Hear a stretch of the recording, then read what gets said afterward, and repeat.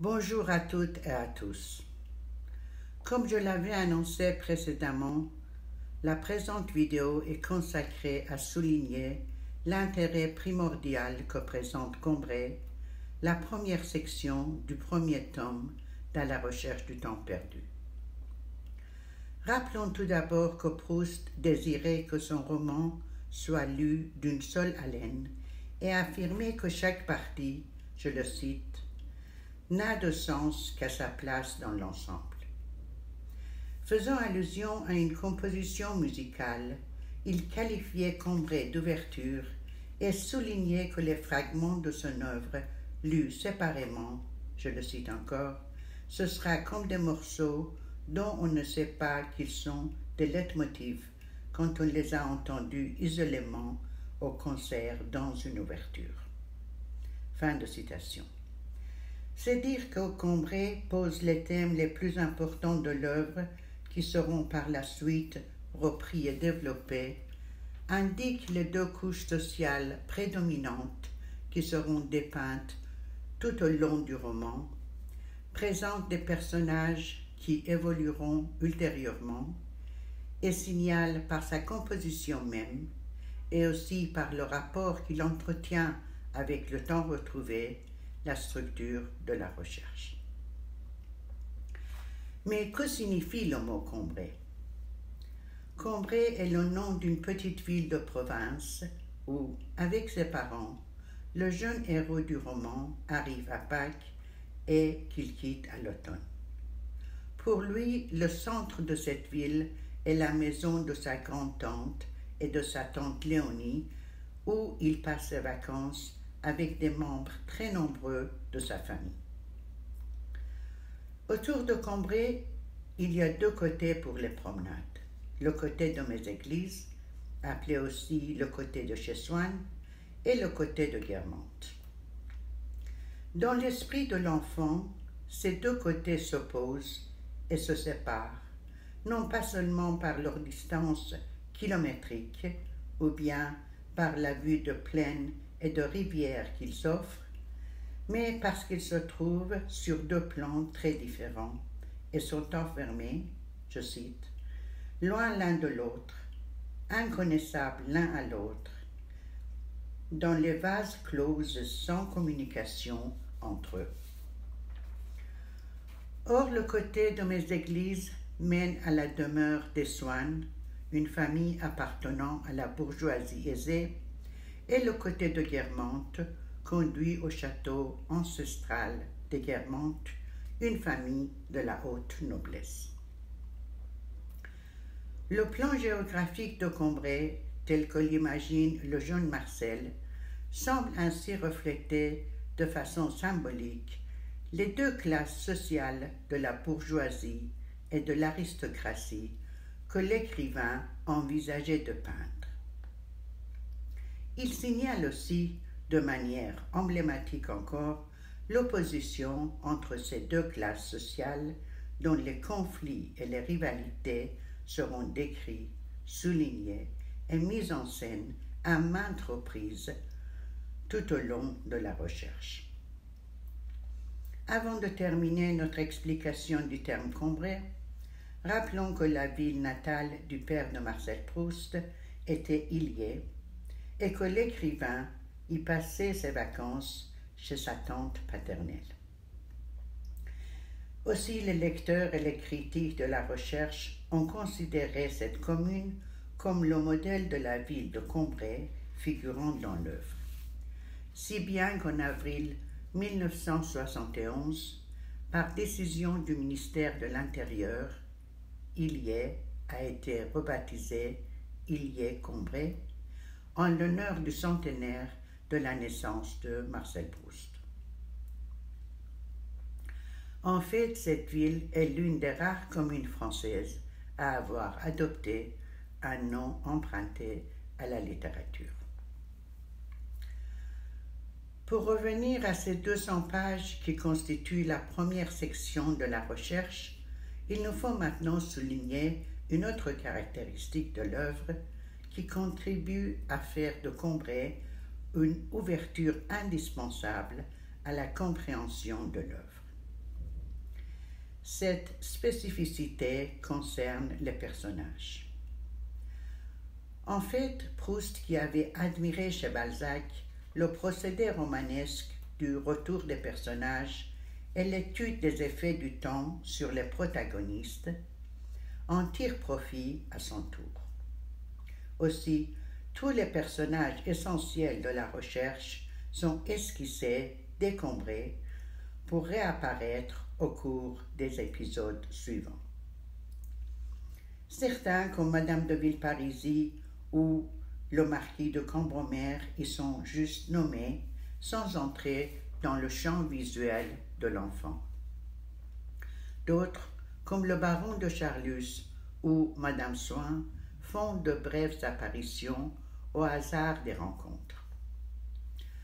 De quelques personnages, comme la grand-mère, Soin ou le Grandin, un portrait plus ou moins complet, mais très contrasté, semble déjà tracé.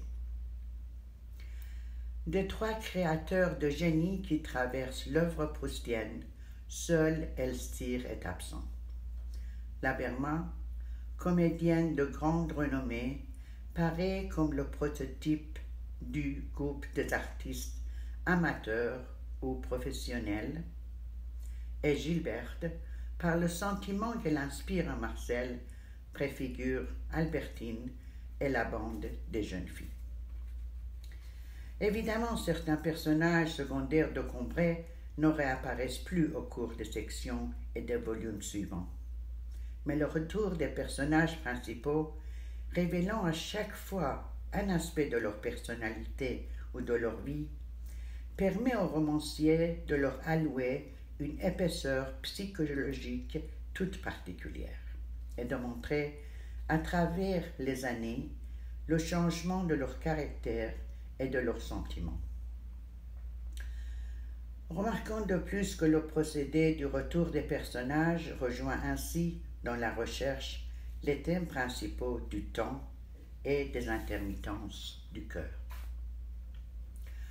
En ce qui concerne les thèmes d'ailleurs, Combray comprend certains d'entre eux qui sont considérés comme les plus importants de l'œuvre, tels que le temps, la mémoire, la réminiscence, la littérature, l'art dramatique, l'imagination, le snobisme, la souffrance, l'habitude, la rêverie, etc. Et il introduit d'autres qui seront par la suite beaucoup plus développés, tels que l'amour, la jalousie, l'homosexualité, la musique, la vocation littéraire, l'antagonisme et le conflit entre la bourgeoisie et l'aristocratie, etc. Il est certes impossible dans le cadre d'une ou même de plusieurs séances d'aborder la genèse de tous ces thèmes dans Combray et de signaler leur reprise et leur expansion dans les autres parties du roman. Aussi, je me contenterai de rappeler ici que, dans un article intitulé « Combray, le microcosme de l'œuvre proustienne », j'ai étudié la genèse et la récurrence du thème de l'Église, et que, dans un autre article, dont je présenterai peut-être un court résumé dans une prochaine vidéo, j'ai analysé le thème de la vocation littéraire du héros dans « À la recherche du temps perdu ». Toutefois, force nous sera d'évoquer brièvement ici les thèmes qui sont rigoureusement liés à la structure de l'œuvre et à celle de Combray. Notre objectif étant maintenant de démontrer la possibilité d'établir, de ce point de vue, un parallélisme assez étroit entre l'ensemble de la recherche et sa première section. La construction de Combray s'articule sur deux pivots, la mémoire volontaire et la mémoire involontaire. La première, étant une mémoire de l'intelligence, ne peut nous présenter du passé que des images éparpillées et assez floues. La seconde, étant une mémoire des sensations, s'avère une mémoire authentique. Elle survient à un moment imprévu, peut nous révéler notre moi profond et faire émerger le passé avec tous ses détails et dans toute sa plénitude. Ces deux espèces de mémoire contribuent à l'écriture de Combray. Les premières pages du livre évoquent, nous l'avons dit, le soliloque d'un narrateur qui sort du sommeil et ne sait plus où il est ni à quel moment de sa vie. Autour de lui tourbillonnent non seulement le temps et le lieu, mais aussi tous ses mois successifs. Il se souvient des chambres où il a vécu et de celles de son enfance à Combray. Ensuite, il y a l'évocation de cette ville telle que la mémoire volontaire peut la rappeler. Le narrateur se souvient du drame de son coucher, des divers membres de sa famille, de Swann, et surtout d'un soir où il a obligé sa mère de rester toute la nuit dans sa chambre. De cette façon, une part de son passé se trouve restituée. Mais pour que le reste soit ressuscité, il faudra l'intervention de la mémoire involontaire. Un jour d'hiver, grâce à une madeleine trempée dans du thé, le narrateur se sent envahi par un plaisir délicieux et il est rempli d'une essence précieuse. Il écrit alors « J'avais cessé de me sentir médiocre, contingent, mortel. » Ainsi entre en jeu la mémoire involontaire qui fait surgir la ville tout entière avec son église, sa place et ses habitants. Ce deuxième pan de la section appelée Combray introduit divers personnages, la tante Léonie et les membres de son entourage, et aussi Bloch, Odette, Bergotte, Gilberte, etc. Puis vient la découverte des deux côtés dont nous avons déjà parlé, et finalement, les premières joies de la création littéraire. Combray se termine sur le réveil du narrateur dans la même chambre où cette section a commencé. Revenons à son point de départ, la structure de Combray présente donc une forme cyclique.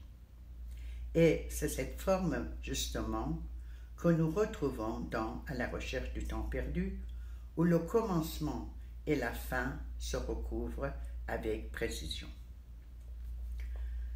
La prochaine vidéo sera consacrée à l'étude de la structure de l'œuvre afin de démontrer sa similitude avec celle de Combray. Merci de votre attention et à bientôt.